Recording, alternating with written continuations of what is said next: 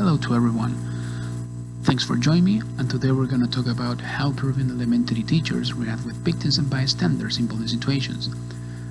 This work has been done with colleagues from Peru, United Kingdom, and Canada. So according to the Pan American Health Organization, 565 children die daily in school settings. And these high rates are more prevalent in Latin American schools. In addition to this, bullying by definition is conceptualized as a repetitive aggressive behavior that has an intention, it has an imbalance of power, and is targeted towards the victim. According to the CCV platform, more than 39 reported cases of bullying incidents are reported in Peruvian schools, and from these total cases the high rates are in public schools, and that type of aggression is more prevalent in the physical form. In addition to this, 89% of schools in public schools in Peru do not have a psychologist in their staff, and 26% of teachers do not react to bullying incidents.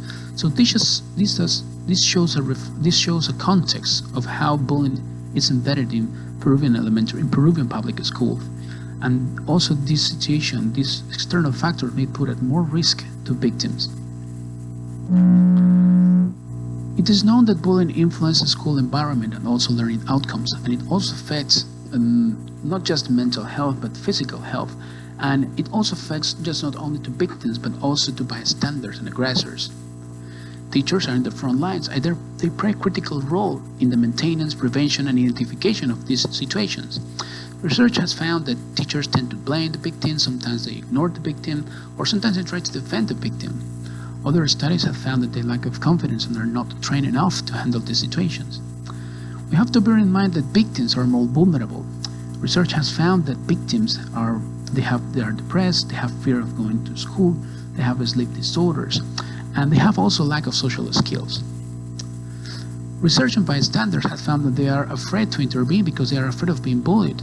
Some other studies have found that they have antisocial traits, and also other bystanders support this kind of aggression, and others just simply do not have the skills to intervene. So our research question was to explore and identify elementary teacher strategies in physical bullying situations in relation to victims and bystanders. To reach this goal, we recruited a total of 556 elementary teachers in Peru, specifically north of Lima. They were attending a training program by the Ministry of Education. We used a bullying attitudes questionnaire, and the bullying attitudes questionnaire showed 3 different hypothetical scenarios of bullying, and these scenarios are embedded in official definitions of bullying, and it has specific elements such as imbalance of power and the repetition. Several sociodemographic questions were asked to participants. For instance, they were asked if they have received training on bullying or if they have an anti-bullying program in their schools. For each of these bullying situations, we ask open-ended questions. For instance, we ask, what would you do with the victim? What would you do with the bystanders? We also employ a content analysis approach. And content analysis allows us to organize the data, establish categories and relationships within the text, and also allows codification of particular words related to the research question. It also reduces and eliminates relevant data. To start with, we start to clean the data first, then make the transcription of participants' responses, and then read the data for familiarization purposes. In addition to this, we made several decisions before starting to code and analyze the data. For instance, we use a conceptual inductive analysis and code breath phrases, and these were based because they were more related to our research question, and the data seems to fit with these decisions. Meetings and discussions of these meetings, we have 3 times a week meetings, online meetings with the team, and also we make several discussions about this agreement and also reflexive exercise. Development, revision, and definition of emerging categories and subcategories were done, and these were checked against the data.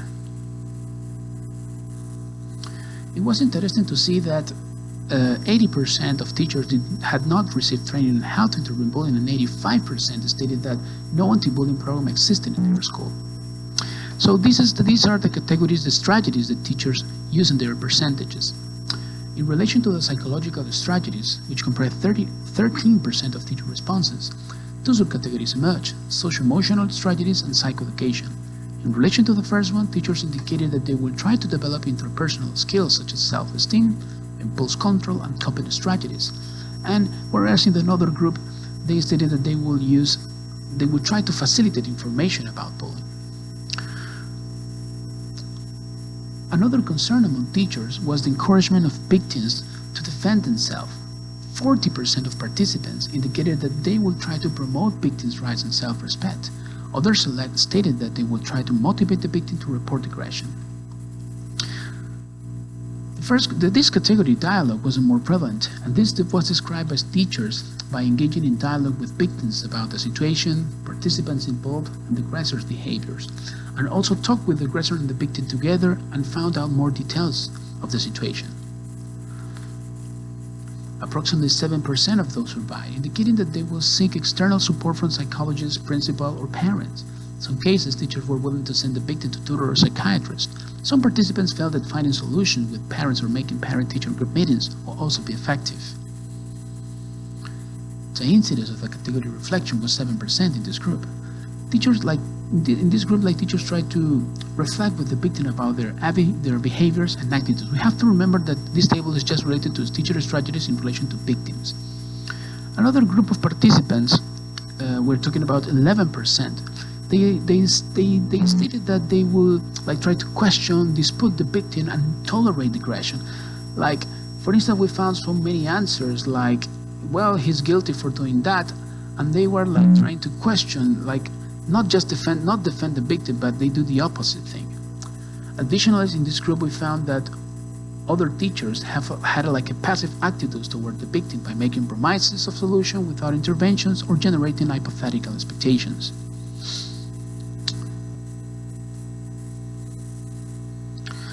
Now we are going to see teacher strategies on bystanders.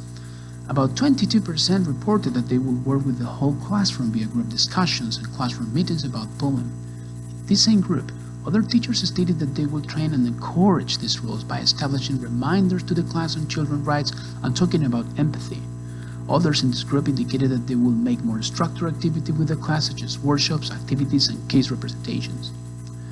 Another category was the call upon encourage participation, and the first subcategory was called call upon defense on the victim, and this included no staying quiet, reporting the aggression, and supporting the victim.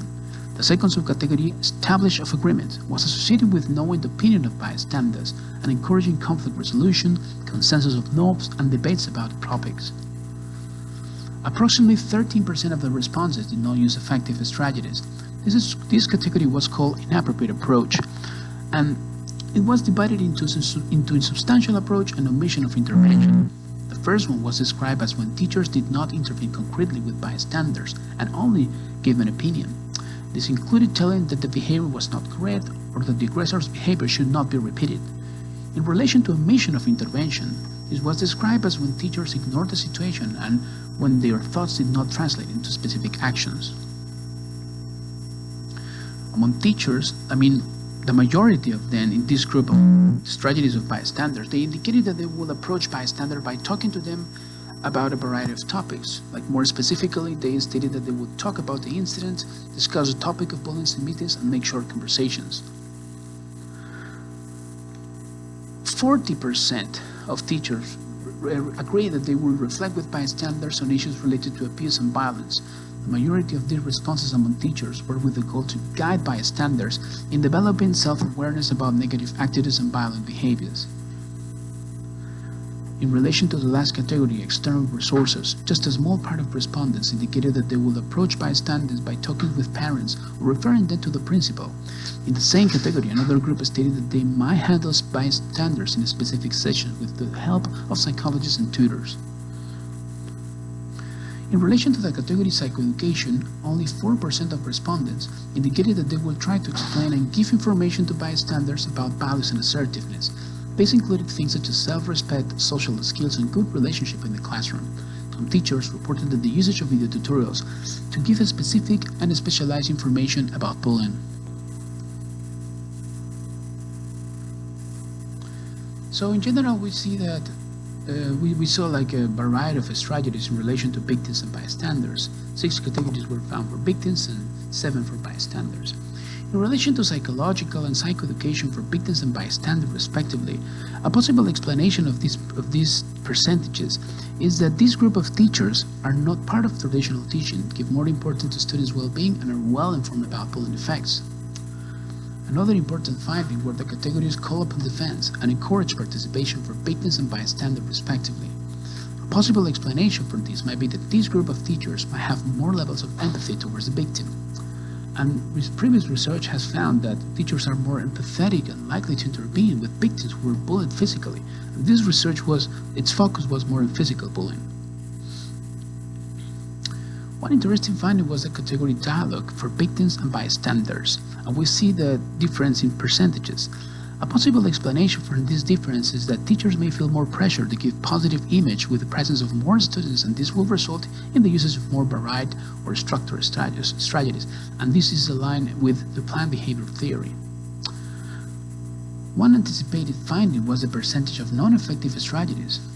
Like in relation to victims, 11% of participants blamed the victim, told the victim to tolerate aggression, or were passive to the situation, and 30% of them in bystanders made substantial efforts or did not intervene at all. These results are likely to be related to the lack of knowledge of teachers about bullying effects on students. Another possible explanation is that the participants may have considered the situations not serious enough for them to warrant intervention. And this further supports the idea of previous studies where teachers contribute to the idea that teachers cannot help the victim, ignore bullying situations, and use less effective strategies because they perceive the situation as less seriousness. The most obvious finding was the reduced percentage in relation to external support for victims and external resources for bystanders.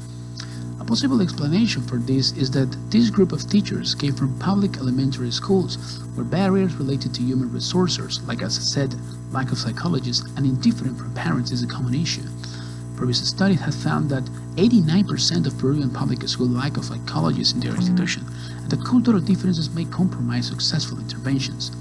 Another possible explanation for the reduced percentage is that teachers do not know how to intervene with a holistic approach. I mean, with parents, tutors, psychologists, and principals. So these studies are also in agreement with previous studies that found that some factors associated to bullying are the involvement of parents or other professionals. On the other hand, reflection bullying was common in the category of victim and bystanders. Possible explanation is that this group of participants may have more analytical skills and self-awareness. In relation to classroom approach, like teachers indicated that they would develop specific sessions, promote rules of coexistence, and develop dynamic activities related to bullying with bystanders. These results suggest that this group of teachers develop more structure by using real-life examples to deal with physical bullying. So it is important to bear in mind that other studies have found that teachers make preventive actions in the social climate and emphasize more in the social context in relation to bullying. So to wrap up and finish, our conclusions are that teachers use a variety of strategies for victims but are not necessarily effective. Dialogue was the most frequent in both groups, and more structured strategies were used for bystanders in comparison to victims. But definitely we see that there is a limited knowledge of how bullying affects and also on how to intervene this situation that has implications for bystanders and victims. Also, we see that there is no, by just seeing the percentage of the demographic question, that we see that there is a lack of training in how to handle this situation. So one limitation that our study has is the conceptual approach. It would be interesting to see a relational analytic approach.